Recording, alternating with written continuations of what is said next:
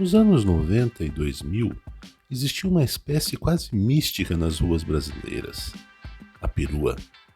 Elas eram longas, elas eram espaçosas, elas carregavam 5 pessoas, mais uma geladeira, uma bicicleta e o cachorro da vizinha, tudo sem reclamar nem pedir alinhamento toda semana.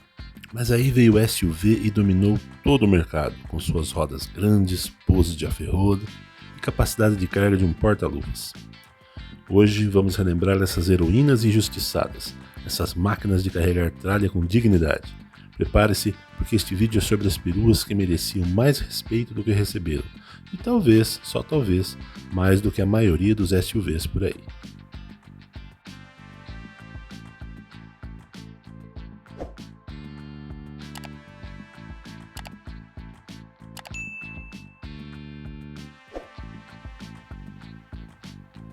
Esta é a Tempra Station Wagon, ou como era conhecida no seu tempo, a limusine da classe média com filhos pequenos, cachorro e sogra.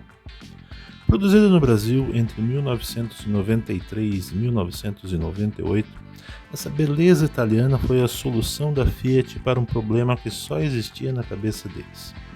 E se a gente esticasse um tempo até virar um ônibus escolar compacto? O design é assim, claramente inspirado no que sobrou da prancheta do tipo. Linhas retas, lanternas que parecem ter sido coladas com fita dupla face e um visual que grita: eu tenho um carnê do Fininvest. Mas veja pelo lado bom, ela tinha aerodinâmica de geladeira, o que é ótimo se você for uma geladeira. No interior, o Tempra SW oferecia o luxo que só o carro dos anos 90 poderia oferecer. Volante de 4 raios, plásticos duros o suficiente para parar um tiro e bancos com o mesmo apoio lateral de uma rede de descanso. Mas o mais impressionante era o computador de bordo. Isso mesmo, um computador que, basicamente dizia a hora e a temperatura, quando funcionava, o que era às vezes. Debaixo do capô morava um motorzão 2.0 que, com sorte e vento a favor, conseguia gerar 116 cavalos, ou 113, ou 108, ninguém sabe ao certo, porque a Fiat parecia mudar isso dependendo do humor do engenheiro no dia. E tinha injeção eletrônica, sim, uma revolução tecnológica, que fazia o carro funcionar mais ou menos igual, só que agora você não podia mais consertá-lo com arame. Dirigir o Tempra SW é como andar num navio com rodas. O volante tem a precisão de uma gelatina em dia quente, e a suspensão é tão mole que faz o carro inclinar nas curvas como um ônibus lotado numa rotatória de bairro.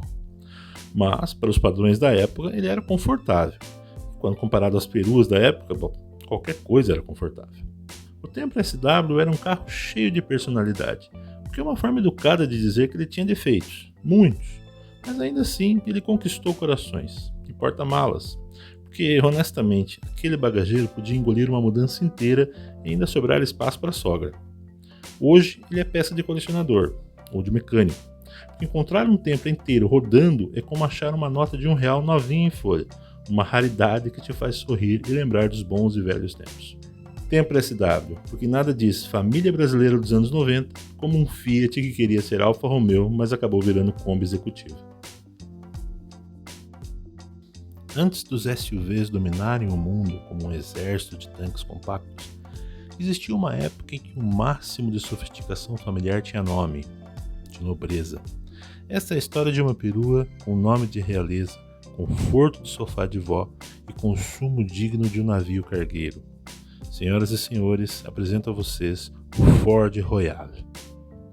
Este é o Ford Royale, que nada mais é do que uma belina com curso de francês no CCAA. Lançado no início dos anos 90, essa era a tentativa da Ford de sofisticar um projeto que já estava na estrada desde que o Pelé ainda jogava bola. A receita era simples.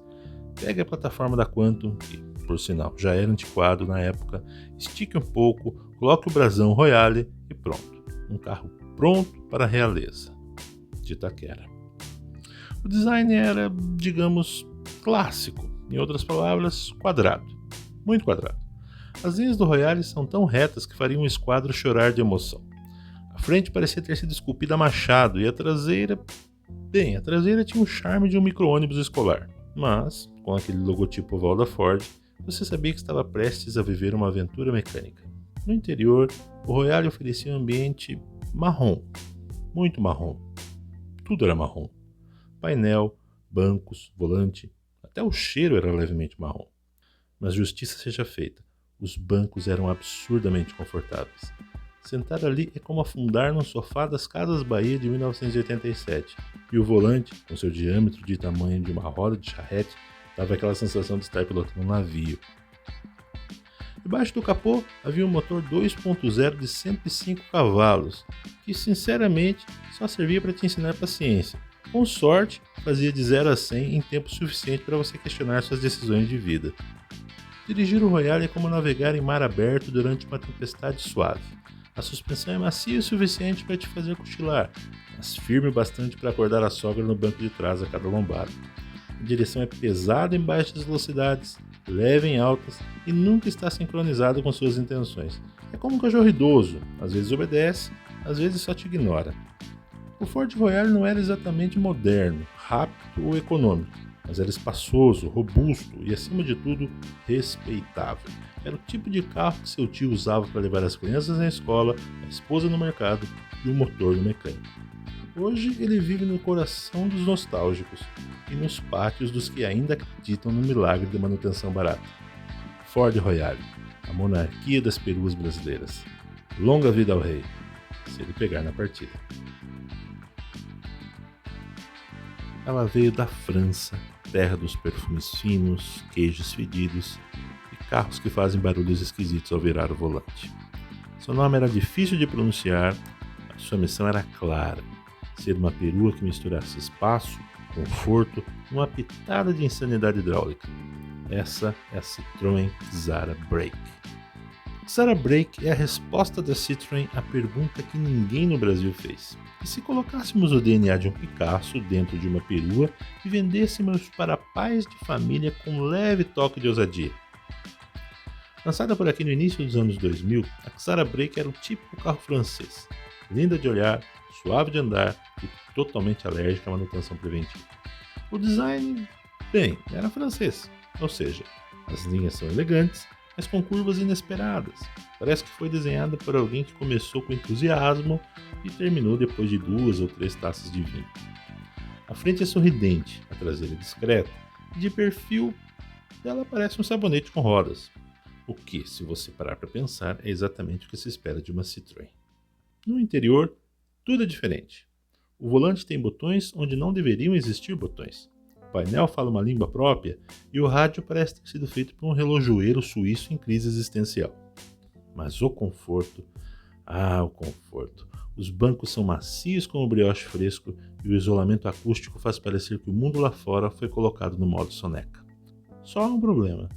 Tudo ali dentro está à beira de um surto emocional. Uma luz no painel acende, pode ser OBS ou só o carro te lembrando que você não falou bonjour para ele hoje. O motor, um confiável 1.6 ou 1.8 ou 2.0, 16 válvulas, dependendo da versão. E por confiável, quero dizer confiável do jeito francês, né? Ele funciona, até não funcionar mais. Era suave, econômico até certo ponto, e tinha torque suficiente para carregar sua família, 2 bicicletas e uma mini geladeira. Mas ao menor sinal de superaquecimento, ele fazia o que todo francês faz ao primeiro sinal de greve. Para! Dirigir a Xara Break é como deslizar em nuvens. Nuvens que ocasionalmente soltam um alarme do nada e travam a direção hidráulica por diversão. Ela tinha estabilidade admirável, suspensão macia como o flan parisiense e direção precisa, desde que você tivesse feito alinhamento, balanceamento e acendido uma vela para São Francisco. A Xara Break nunca quis ser só mais uma perua, ela queria ser um estilo de vida, queria te levar para o trabalho e ao mesmo tempo te fazer sonhar com férias em Mônaco. E mesmo que seu pós-venda fosse uma verdadeira odisseia grega com um final triste, ela ainda é lembrada com carinho por quem teve uma, e não precisou vender um rim para consertar.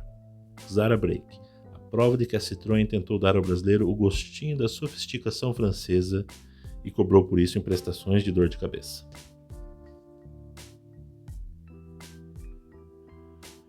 E agora chegou a hora de falarmos da Toyota Corolla Fielder, a perua que, ao contrário da maioria das outras de sua espécie, não morreu. Ela simplesmente se tornou uma lenda silenciosa. Como um samurai aposentado, ela ainda carrega sua katana escondida no porta-malas. Ela é espaçosa, ela é confiável, ela é uma perua Corolla. Sim, isso existiu e foi absurdamente boa. Conheça a Toyota Corolla Fielder, a perua que fez até os funileiros desistirem de tentar ganhar dinheiro com ela. Lançada no Brasil em 2004 e produzida até 2008, tempo suficiente para conquistar o coração de todas as pessoas que usam planilhas para planejar viagens de férias. Ela era baseada no Corolla da geração E120, e por isso trazia tudo o que o Corolla tem de melhor: sobriedade, eficiência e aquele charme todo de quem foi criado pela avó japonesa mais prudente do planeta. O design é sóbrio. A frente, um Corolla. A lateral, um Corolla mais comprido. A traseira, uma caixa com lanternas. Mas ao contrário de muitas outras peruas, a Fielder não tentava ser esportiva, ousada ou interessante. Ela simplesmente te dizia: "Oi, sou uma Fielder, eu não vou quebrar." A beleza dela está exatamente nisso. Zero surpresas. Por dentro você encontra o típico interior de Corolla da época: tons de cinza, plásticos duros e um volante que parece ter vindo de uma copiadora da Canon. Mas é tudo funcional, tudo bem encaixado e tudo funciona. Sim, até hoje. O ar-condicionado gela mais que amizade pós-término de namoro. O som toca CD e até MP3. E o espaço interno acomoda 5 adultos e a decepção de quem comprou um Fiat Marea Weekend. Embaixo do capô bate o coração mais confiável do mundo automotivo: o motor 1.8 VVTi da Toyota. São 136 cavalos, o suficiente para mover a Fielder com dignidade. Não vai te jogar no banco, não vai cantar pneu, mas também nunca vai dar pau. É o tipo de motor que aguenta 300 mil km, como quem foi até a padaria e voltou sem nem suar. O câmbio é um automático de 4 marchas. Não é um foguete, mas também não tem crise existencial como os câmbios automatizados da concorrência. Dirigir a Fielder é como fazer meditação guiada com uma chaleira elétrica. Tudo é calmo, previsível e deliciosamente sem graça. Ela não te empolga, ela não te assusta, ela simplesmente funciona. É o tipo de carro que te leva até o trabalho, depois para o sítio, depois para casa, e se você esquecer de trocar o óleo uma vez, ela te perdoa. 2 vezes, ela ainda te perdoa. Na terceira, ela apenas suspira, te julga em silêncio e continua andando. A Toyota Fielder é, talvez, a perua mais racional já vendida no Brasil. Ela não quer chamar atenção, não quer correr, não quer te fazer sorrir à toa. Ela só quer levar você, sua família e sua sanidade intacta de um ponto A a um ponto B. E isso, meus amigos, já coloca anos-luz à frente de muito SUV que se diz aventura sobre rodas.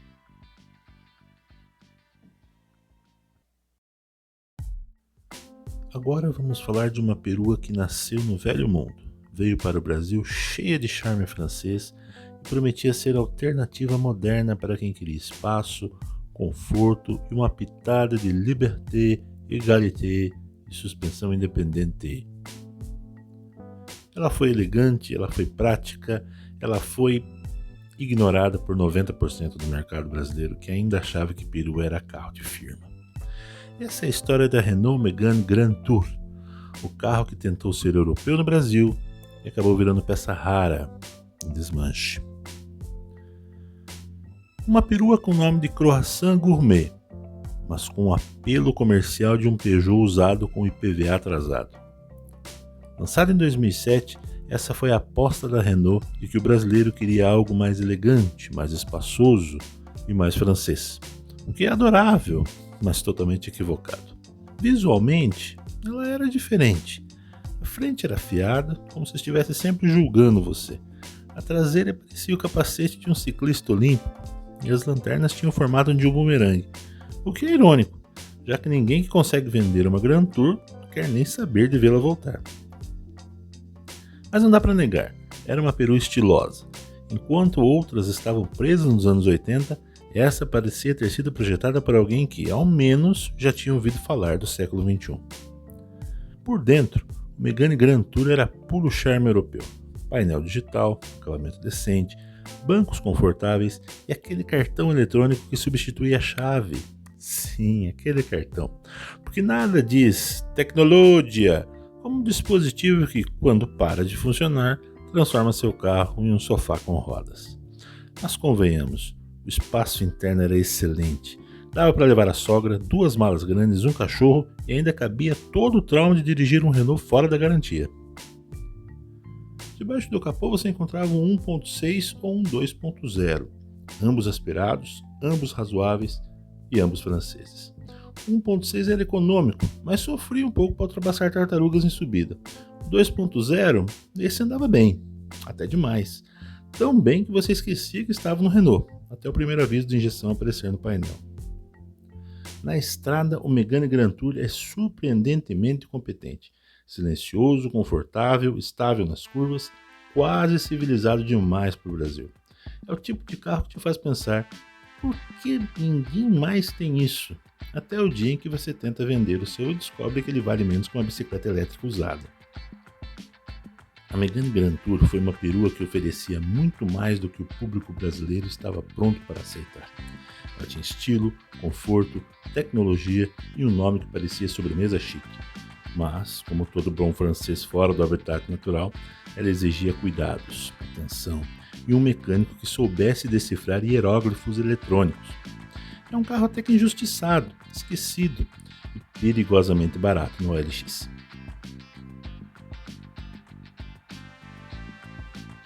E assim chegamos ao fim da nossa pequena homenagem às peruas, essas guerreiras do asfalto que cruzaram décadas levando crianças, compras, bagagens e esperanças, que hoje vivem esquecidos nos classificados, esperando alguém que ainda entenda que ter porta-mala grande é uma filosofia de vida.